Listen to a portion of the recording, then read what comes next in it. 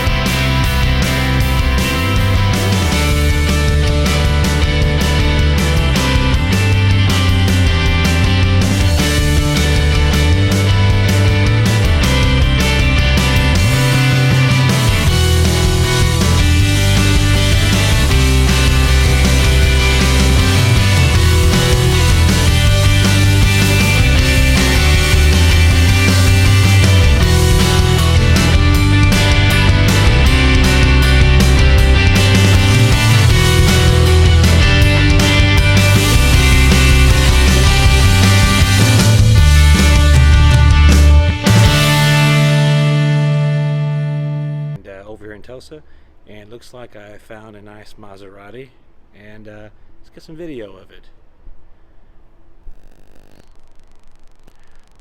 Okay, there it is. I believe it's a 2014 Maserati. Not for sure if it's called a Ghibli or something like that. They've got it parked inside. You can see here, 36,000 miles, 2014.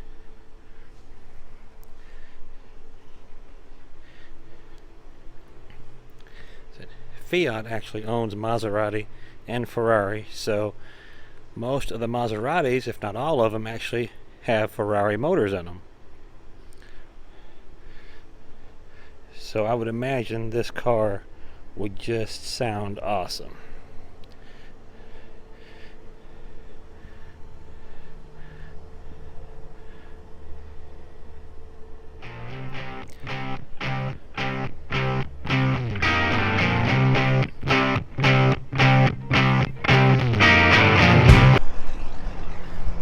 Okay, now we're outside the building, outside in the actual lot, and it's not a real pleasant day, kind of cold and windy. I'm not for sure if there's a 2006 3 Series BMW that I was looking at online. I don't remember if it was at this auction or the other one, so we're just gonna kind of walk around here for a little while and see if we can find it. I know there's at least 1 or 2 vehicles over here that I wanted to look at, so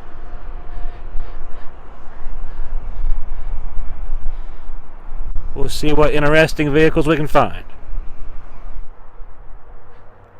Well, this is an interesting one. probably not gonna bid on this one. I just have a hunch that it would be a hard sell. I know we're not supposed to judge, but I'm gonna go ahead and probably pass judgment on this one as a no-go. Here's a nice 2007 limousine. I don't think I'm going to be the person that has to park this.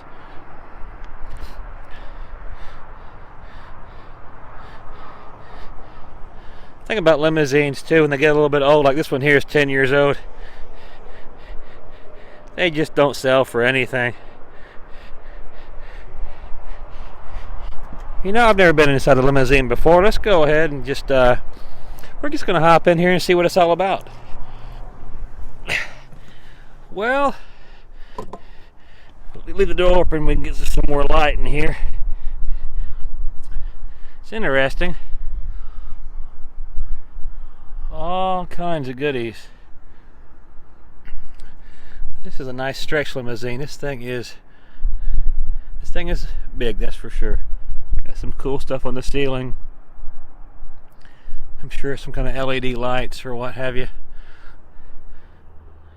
Full bar, all the DVD players.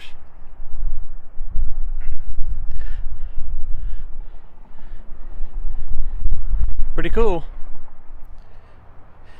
Okay, I found the 2006 3 Series BMW, and I don't know if I'd want to bid on this or not. Look down here. That's pretty rough. Of course, the headlights are faded, which is not an issue, but that front bumper being tore up like that. You get a car like this and spend a decent amount of money on it. The paint's off up here on these like drip rails, which it's not real bad, but that front bumper being tore up like that. Okay, this car is really, really rough, and it did not. Once again, it's hard to see by just looking at the pictures online. So the pictures are really deceiving. That's why you've just got to come over to the auctions and see these things in person. Otherwise, you're going to get stuck with something. So once you make a winning bid, it's your big, fat, hairy, ugly baby, and there's just no one that can help you. It's yours, and it's up to you to try to unload it. And a lot of times what's going to happen is you're going to wind up getting bit in the rear end hard. You're going to wind up losing money on one, and that's no way to run a business. Okay, now here's a 325 iX, I believe it is. Maybe a 335 iX. It's also a 2006 model, and by giving it the quick walk around before I had the camera going. Okay, we're sitting inside the 2006 325 Xi. It's got 95,000 miles on it, which that's really good miles. Now the interior is not horrible, but it needs a good cleaning. There are no check engine lights. It's just telling us that there's no gas in it, which is typical for the vehicles at the auctions. But the interior needs a really good cleaning. I mean, it's soiled, but luckily most of it is leather, so you could probably spend an hour or so in here with some good professional style cleaners and get this cleaned up. I think this is still probably gonna bring a pretty average price. Motor sounds good. I shifted the gears. The transmission seems to work.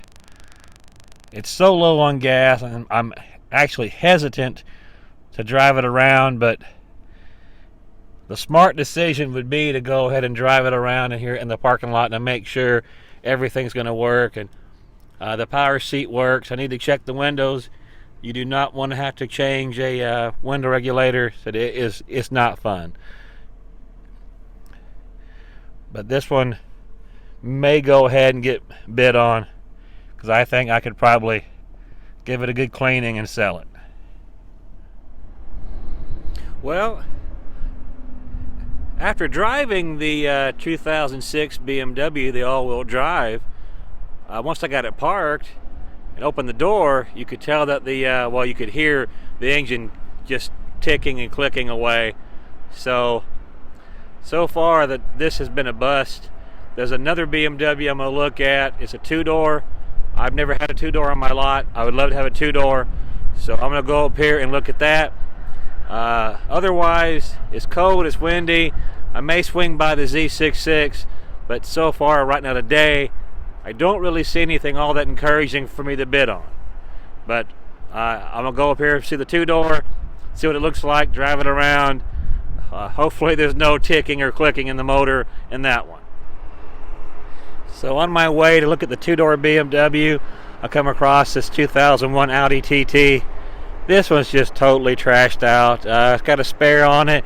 The other tire is actually sitting in the car, in the passenger seat. I see things laying up on the dash. These are really fun cars. If you can find one that's not just totally trashed out. You know, the one that we saw last time had been underwater, had water shooting up out of your gear shift. This one has trouble with the top. Paint's rough. This would probably be your absolute biggest nightmare ever, and you would never ever get rid of it. So on to the two-door BMW. Okay, here is a little two-door BMW. It's a 2007 with 102,000 miles on it. And interestingly enough, it has something on it that's pretty rare. Of course, all of the BMW emblems are faded and they need to be replaced. Small stuff like that doesn't cost you very much money. It's all about aesthetics from first appearance. When you look at that and you see those brand new emblems, it makes a huge difference. You can get them on eBay for like 20 bucks. But anyway, what's interesting on this one is this here. 3-day mechanical inspection guarantee. It's saying that the drivetrain, the engine, the brakes and tires, they've all been inspected and they're all good to go. So the car is not perfect, of course. It is 10 years old. Ding here and a scratch there. But I'm going to get in this and drive it around.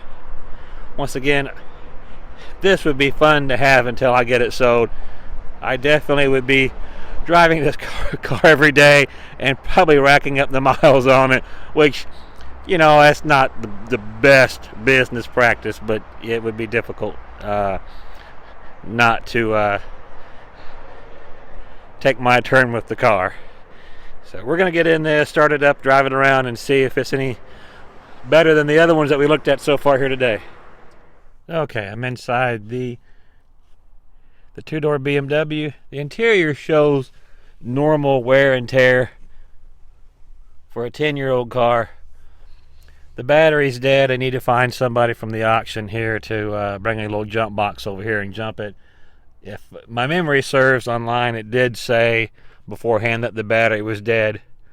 So with that being said, I'd be out some money getting a new battery for this before I could get it sold, but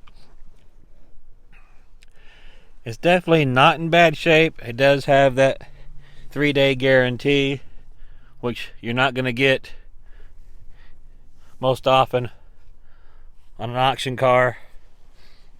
But I would love to start it up and drive it around. So if I can find somebody, I'll see if I can't give them to give us a jump here and get this thing started. Here's a 2007 Audi A4 Quattro. At first glance it looks great, but under closer inspection you'd have a lot of trouble with this car. Just lots of small things.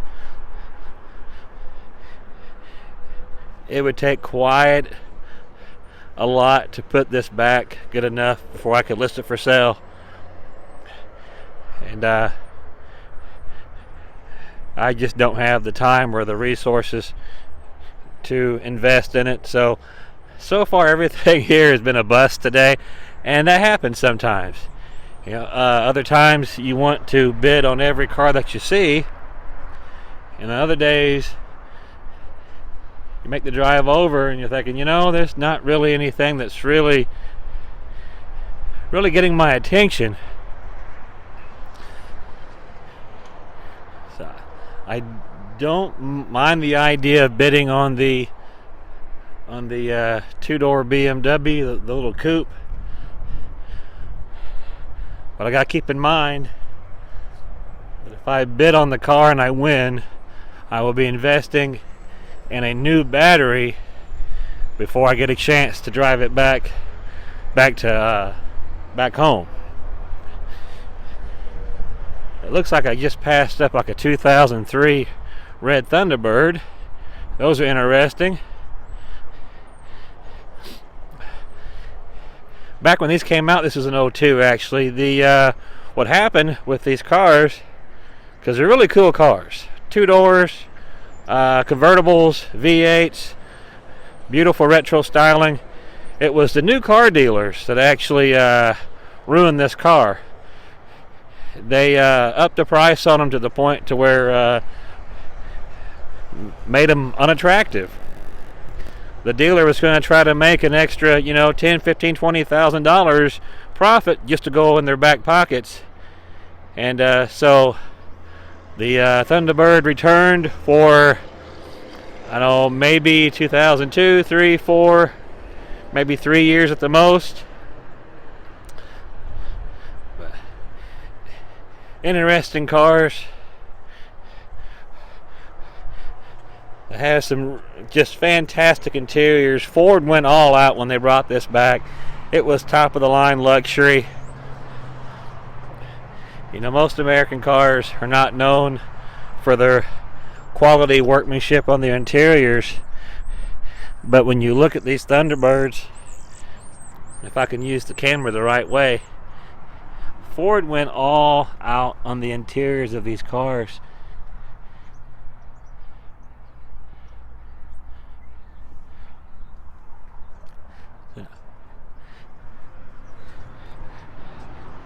Really nice. Well, I may have finally found something here I can bid on. 2006 Dodge Ram 1500, Bighorn edition, quad cab, 4x4. Got in it, started it. Motor sounds great. It's an 06. It's got a scratch here and a ding there. But this is a very popular style of truck. It's got the chrome wheels.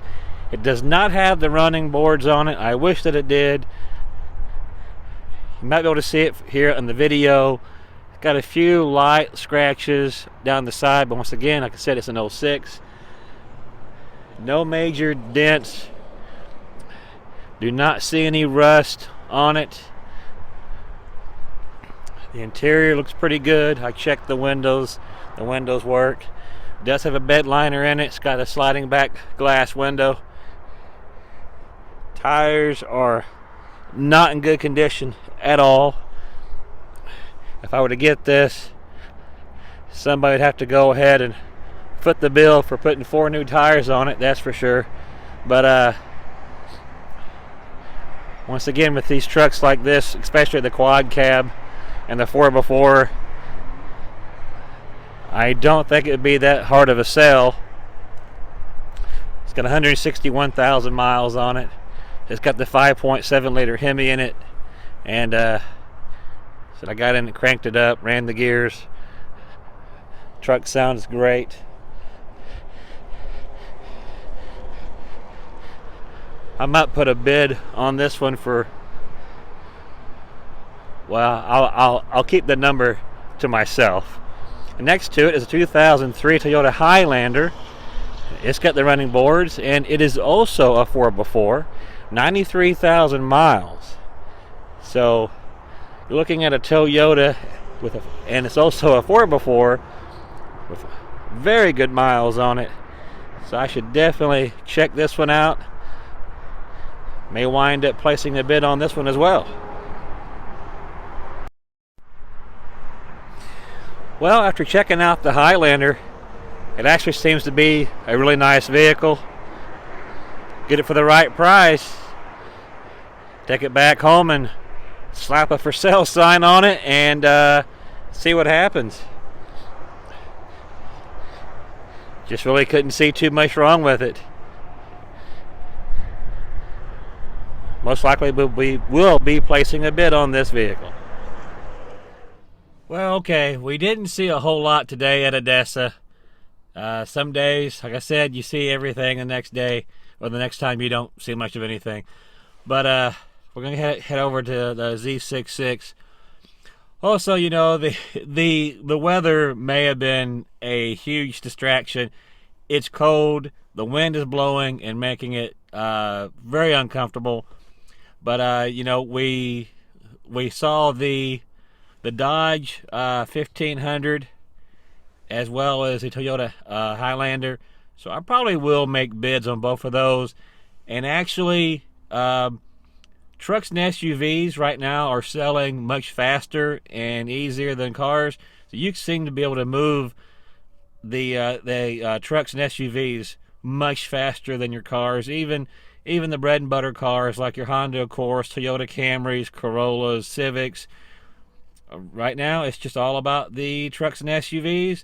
So who knows, if I get one of those, maybe a super fast sell. So we're going to head over to the Z66 and see what they have.